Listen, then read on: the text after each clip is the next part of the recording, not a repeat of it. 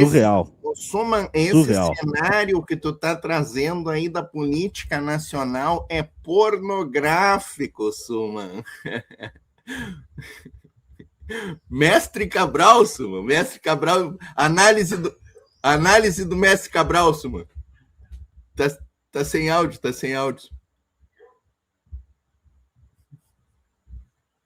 Não tô te ouvindo. Não sei se sou só eu. Agora vai. Agora foi. Tava coisado ali. Não, eu fico... É pornográfico, Suma. Oremos. Não, diria o mestre. Mestre Cabral. O Portinho, a vontade de pegar um saco daqueles de areia, de boxe, e ficar socando aquilo de raiva, porque, pelo amor de Deus, cara, sabe, eu falava hoje pela manhã, vamos lá, ontem o STF teve um grande dia, né? Ontem o STF conseguiu voltar àquela velha versão do STF defensor da democracia de 2025. Saiu das cordas.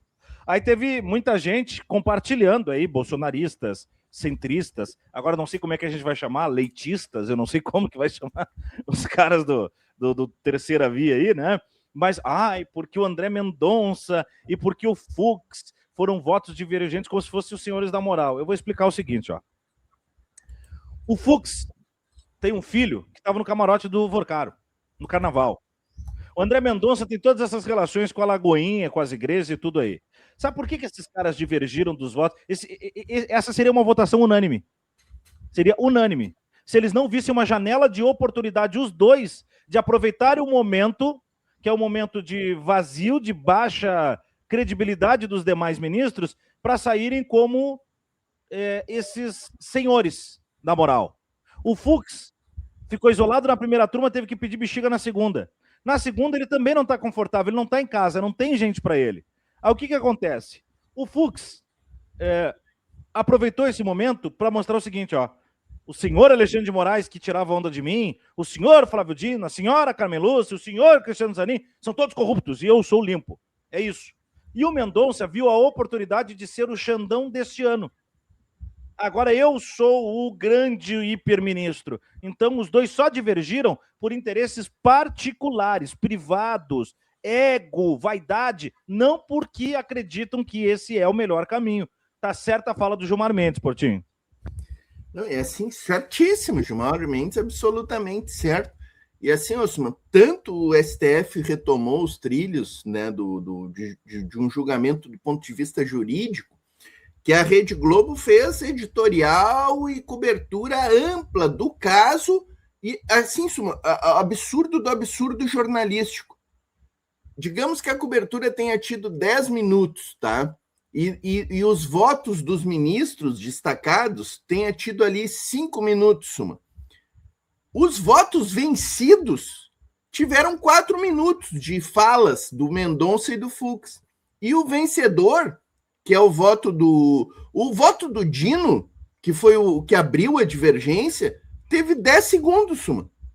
E aí o do Gilmar ali, uns 40, 50 segundos, o Gilmar só na parte em que ele critica os vazamentos. Eles não botaram o voto do Gilmar jurídico dizendo por que era um absurdo a decisão do Mendonça. E aí, Suma, eles botam o Gilmar criticando os vazamentos e depois vem com um discurso moralista. Como se o Gilmar estivesse errado, estivesse defendendo sacanagens, entre aspas, do STF, né? Então, só aqui, vamos pegar o Brizola, vamos de Brizola, né? Se a Globo está de um lado, nós temos que estar do outro.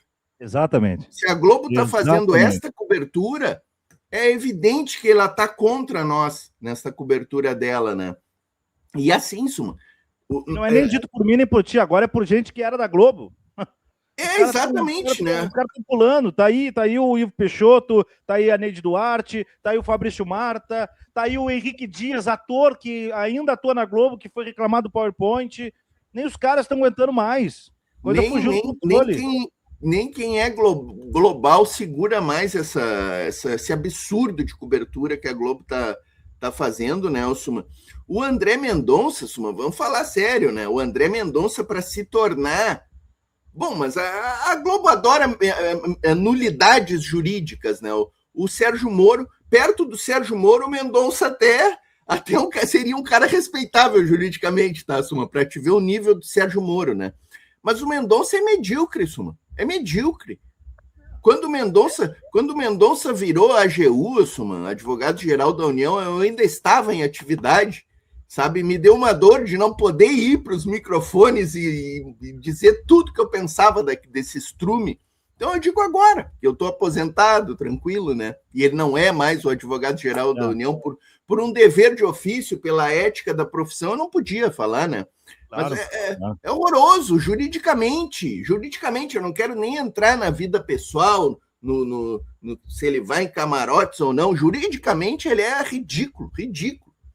E assim, a Rede Globo pegar o André Mendonça para ser um grande jurista e criador de grandes teses, revela bem o que é a Rede Globo no contexto do Brasil, né, Suma?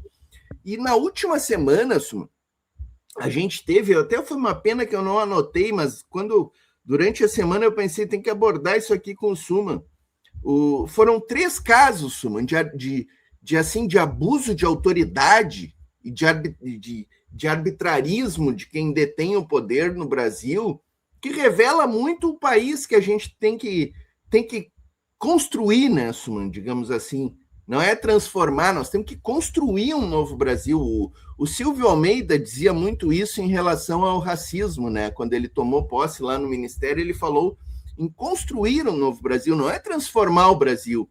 A gente ainda precisa construir um novo Brasil, né? Que se livre das correntes do escravismo, né? E desses entulhos ditatoriais que a gente tem no Brasil, né? Essa decisão do André Mendonça é um escárnio do ponto de vista jurídico. E um escárnio, Suman. Ele invade totalmente a competência do presidente do Congresso. O presidente do Congresso, que também não é flor que se cheire, está certíssimo em ficar indignado com o que aconteceu, né? O Alcolumbre. E teve mais 2 aí que agora eu não vou lembrar, Suma. No calor do debate eu não vou me lembrar, mas teve mais 2 decisões no Brasil dessa semana que foram assim de doer, sabe? De pegar assim Constituição, jogar na lata de lixo e pisar em cima dela e dizer que ela não vale nada, né? E essa CPI, Suma, ela termina como a gente vinha preconizando aqui no Giro de Notícias, na Voz Trabalhadora, tu lá no DCM, e todos os canais progressistas. Não dá para dizer que a gente não avisou, né?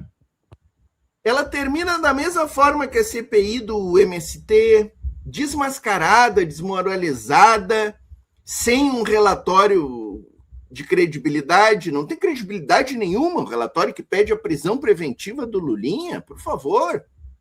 Não tem nenhuma credibilidade. É um panfleto político verbal. Ridículo. É como se fosse um podcast do Monark. Do Monark, exatamente, do Monark. Os caras estão lá no Monark. Não, por mim tem que prender o Lulinha, chamar a Leila Pereira e seguinte, ó, e pau neles, e sai no soco. É isso que aconteceu, cara. É dantesco, Suma, é dantesco tu assistir isso aí. E assim, né, eu não consegui ler o relatório esse da CPI, nem saiu agora há pouco, né, mas eu garanto que não está ali o Zeté, o grande doador da campanha do Bolsonaro e do Tarcísio, 5 milhões, né, para os dois juntos, foi o maior doador, pessoa física de campanha. Não está lá o Campos Neto, né, sem Campos Neto não existe Master, gente. Vamos pegar as coisas pela raiz. Será que todos os Golden Boys acabaram fechados? Eu não sei. Só se fala no Lulinha, cara. Exatamente. Na mídia do Lulinha. Cara, pega o patrimônio do Lulinha e pega o patrimônio dos Golden Boys, mano. Sacanagem, tá de sacanagem. É covardia, né? É covardia. É brincar com a inteligência da gente, achar que só eles são espertos. É que nem o Gilmar falou, eu não sei se isso acaba citado no... A Globo com certeza não mostrou nos 20 segundos que você falou, mas quando o Gilmar fala de que os deputados entravam na sala cofre para ver os vídeos do Vorcar, entravam de óculos, você viu? Não, isso a Globo não botou, isso a Globo não trouxe. A Globo não mostra, né? Mas sabe por que de óculos, ô Portinho? Não é porque eles usam óculos como eu uso, é porque estão usando óculos espião, aqueles que agora tem que tu filma por aqui, ó. que até a loja mais fubanguenta vende, e os caras entrando na sala cofre de provas do processo, aberta para deputado, senador, assessor, a mãe do Badan, entra e olha aqui as orgias, ó. Ah, é teu amigo ou é teu inimigo? Filma. E agora fica um lá ameaçando o outro. É disso que nós estamos falando, cara. Nós estamos falando, virou isso, entendeu? Quem tá lá tá preocupado porque tá. Quem não tá, quer saber quem tá para poder jogar isso, não de forma limpa. Não assim para moralizar, mas para poder chantagear o cara. Ah, faça-me o favor. Faça-me o favor. E outra, vou dizer mais. Concordo com o Pedro Serrano. O Vorcaro não é o Epstein brasileiro. Porque o Vorcaro não fez mais ou menos do que o Sérgio Moro fez lá na Caixa Amarela. As festas da cueca não são diferentes.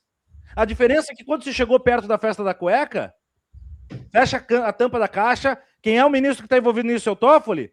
Pum! Do dia para a noite o Toffoli virou inimigo geral da nação.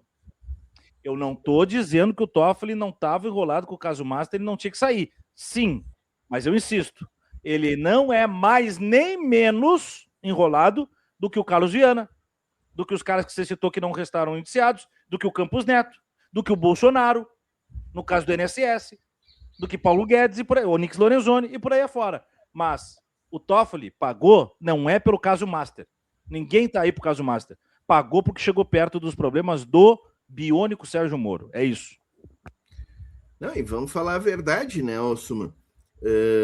O Vorcaro, ele não é nem o Epstein e ele não é nem o líder da organização criminosa também, né? Apesar de ser dono de banco, mas é um banco michuruca, vamos falar a verdade, né? O banco mais sistema, Potinho. Ele é dono de um esquema, mas é filho do sistema. Exatamente. E tem figuras bem mais graúdas aí que eu vi algumas pessoas comentando: a delação do Vorcaro não pode ser aceita, porque ele é o líder e tal, ele não tem o que delatar. Não, ele tem sim, tem o que delatar. Se quiser delatar a Globo, já está acima dele. Tudo que ele tem em relação com a Globo já está acima dele. Ah, mas isso não aparece, né? Exatamente. Se quiser delatar o Nelson Tanuri, se ele quiser delatar o Campos Neto, e por aí vai. Mas isso não vai aparecer. Porque assim, eu tenho falado sempre, Ossuman, esses Golden Boys aí, todos eles são mandalhetes dos grandes detentores do poder e dos grandes caras que comandam realmente, os líderes da organização criminosa realmente, né? Porque os Golden Boys, eles eram figuras ali, o Vorcaro é um Golden Boy, o Vorcaro é outro Golden Boy. Era um cara que tinha um patrimônio de 1 milhão, um pouco mais de 1 milhão e virou bilionário, né? Como os Golden Boys da CPI do INSS também, que eram uns guri, um era assessor parlamentar, o outro era mandalhete de algum político ali, foi colocado ali como um testa de ferro de uma associação ou de um banco. É claro, o Vorcaro é o Golden Boy, né? O Vorcaro é o Golden Boy, os outros eram os michuruca ali, os Golden Boyzinhos do INSS. O Vorcaro virou dono de um banco, né, gente? Gente, assim, ó, eu vou falar a verdade, pessoal. O Campos Neto, assim, ó, o cara era presidente do Banco Central e autorizou toda a bagaça toda, fechou os olhos para toda essa bagaça, gente.